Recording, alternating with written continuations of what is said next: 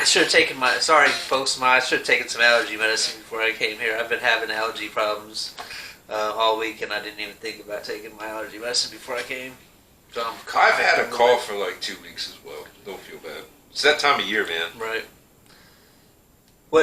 When you wake up in the morning, what do you have for breakfast? Usually nothing. Nothing? I usually don't. Okay, now I typically get up about 9:30 because we work a later shift and everything. I typically don't eat until about 3:30. I'm kind of every now and then I will maybe stop on the way in and grab like a one of my favorite go-tos is a breakfast burrito from Roll Farm. I have all kinds of issues with eating foods from gas stations. Yeah, but I mean that's maybe like a once a month thing. I mean, I just feel sick after I eat. I mean, I don't know if it's just like a mental thing for me going to the gas station. It's got to be a mental thing because Rofo is delicious. Right. But I mean, I used to go to Wawa all the time too and get sandwiches from Wawa. That Wawa is just basically, I mean, we're talking about gas stations, so that's convenience store gas station food. Right, yeah. I mean, it's not necessarily, I mean, I really don't consider like Roll Farms or Wawa at this point in time really gas station food. I do. It's more of a fast food type, Well, basically nowadays, even if I eat like a sub sandwich from Wawa, I get a stomachache afterwards. So.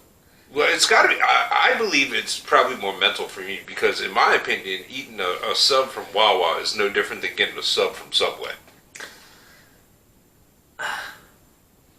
I think that Wawa sandwiches taste better because they have more meat and stuff on them. I can't stand Subway because they barely put anything on the sandwich. Yeah, agreed. They put like, what do they put, like 2 pieces of meat on a sandwich? Get out of here! I'm not eating that crap. I'm never going there again. And then charge you $12 for it. Yeah, get out of here. You think it was what's his name that's chasing little kids around? Oh, Jared. Yeah, it's not Jared's fault. Subway's going down the hole. It's Subway's fault. It's going down the hole. Well, here's what it is. Jared's in jail, isn't he? Yeah, I'm pretty sure he is.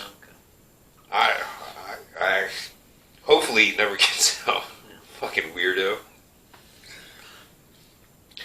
So, let's go ahead and transition. What are some interesting dishes or concoctions that you have made in your years of cooking? I don't think I've ever actually invented a type of food. I might adjust not necessarily a type of food, just a dish or something. Like you were like, oh, okay, maybe you had this idea. Let's slap all this stuff together and see what happens. You remember when Burger King? I mean, I think they still do it. Burger King does chicken fries. Oh yeah, okay. So I decided that I wanted because I accidentally one day bought the cube steak at the grocery store instead of I can't remember. I was trying to pick a different kind of steak, but I accidentally picked up cube steak. Okay. And I was like, what am I going to do with this thing? And I looked up that you could make fried steak with it, right? And then I was like, I wonder if I could make steak fries. So I basically cut the steak up into little strips and breaded them just like a chicken fry would be breaded, like a Burger King chicken fry. I thought you already bought cube steak. Well, I mean, which is steak in little. What is the thin steak where they put all the divots in? What is that called? Is that's not flank, is it? No. Oh, I know what you're talking about. Okay. I can't think of the name. But anyways, that's the steak that I bought, and I sliced it up into thin slices and cut them all into the shape and size of a French fry, and then breaded them and then fried it. And then I took ketchup and I think it was curry. So it was like a curry ketchup I made like a curry ketchup sauce to go specifically with the steak fries. And how was it? Wonderful. It is very good. Interesting. Steak fries. Steak fries. Very interesting. So that is my concoction. That is, I think that is the most original food that I have ever created. I don't know if somebody else has made it. I'm sure somebody else has, but very possible. Because I was always big on experimenting and seeing what comes out of it. Right. Now, I remember one in particular, and I'm sure you will probably remember it as soon as I bring it up. This happened on a New Year's Eve. Right. So, needless to say, the libations were flowing. I made this dish that later got named Slop. Do you remember? I remember it tasted different every single time. that was one of the beauties of it. Basically, what we did was we had a giant pot.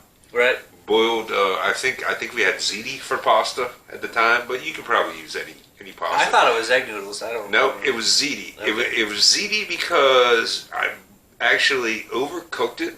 Right. The first time, and it was like a little chewier than normal. But that actually wound up working out in the long run. Okay. And we'll go through it and explain that whole process. So we boiled that, and then we made this sauce out of beef gravy and cream of mushroom soup, golden mushroom soup, and a whole lot of spices. Salt, pepper, garlic. I can't remember what else we put in it. We put a lot of spice in it. You opened up the spice cabinet. Hold on, no, chili powder. Chili powder was in there too because this had a little bit of a kick to it, at the beginning. Right. So, stirred everything up, real quick, real easy to make. It was a great drunk food, as I recall. As long as you weren't absolutely hammered to the point where you're going to throw up, Mike. Because it did not look good the second time. Well, maybe it was so good that you made somebody eat so much that they threw it up. Yeah. And, like I said, and we ate that on New Year's Eve, and like I said, it was a huge pot of it. So we had slop for probably the next 5 days. Now, why didn't you start small first? It's go big or go home, man. Go big or go home. Go big or go home. Come on, that's how I do everything. You don't know this already? Yeah, but still, at the same point in time, everyone thought it was delicious. It was delicious. I do remember it being good. But I don't remember anything else because, as you say, we were all pretty drunk. Yeah. I would actually venture to say hammered. Yeah. And then we were playing air hockey.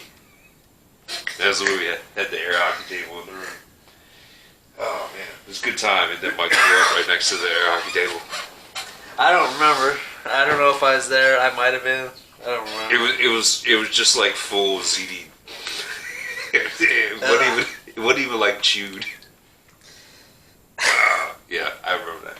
But yeah, that was. I think the problem might have been he wasn't chewing his food. Yeah, it's definitely. Well, he was younger than us, we'll say. Yeah. So didn't know his limits yet, rookie. So slop is one that has always stuck out my. And I have tried to make it. I haven't tried to make it probably in the last 15 years, but I did try and make it afterwards. And it never came out the same. Well, that's because you didn't know what you put in it. You knew about the ingredients, but you don't know how much of what you put in it. Right. Yeah. And don't get me wrong, it was still decent, but it wasn't the original slop. Well, that just tells you. And also, I want to say this real quick. I have no idea who gave it the name Slop. I believe it was actually Jimmy. It's possible. But You probably just looked at it and said, that looks like a slop. but it was tasty. I'll tell you that. So, yeah, okay. Do you have any other creations or anything?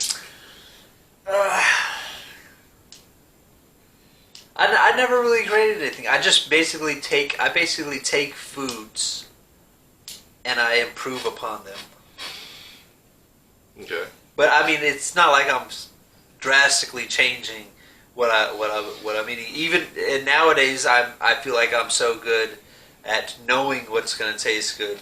When I read directions off of a phone on how to make something, I will automatically change the ingredients to fit my tastes and likes.